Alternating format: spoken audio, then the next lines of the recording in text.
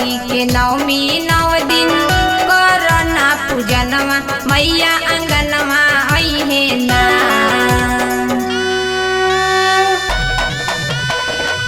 अब की के नवमी 9 दिन करना पूजनवा मैया अंगनवा अइहे ना।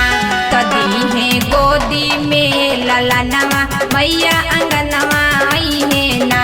तदीहे गोदी में ललनवा मैया अंगनवा अइहे ना।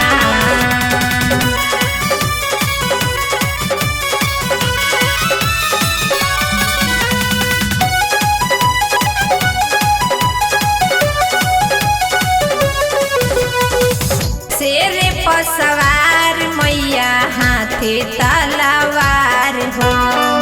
बांझिन के गोद भरी करिहे बेड़ा पार हो।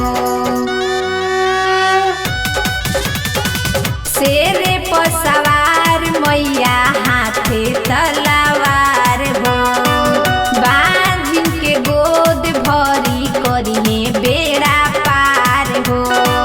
सातो माई जाके कैली गंगा स्नानवा मैया अंगनवा अइहे ना।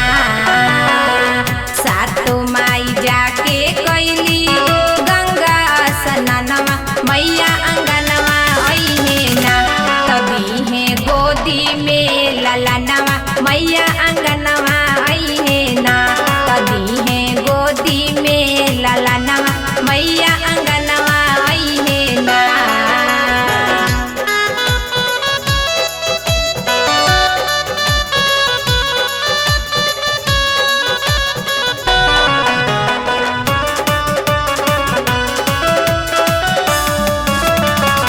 पाने के पतइया पनेवाता पे ठवनी। गैया के गोबरा से अंगना लिपवनी। पाने के पतइया पनेवाता पे ठवनी। गैया के गोबरा से अंगना लिपवनी। चौका पुराई माई के करब हम पूजनवा मैया अंगनवा अइहे ना।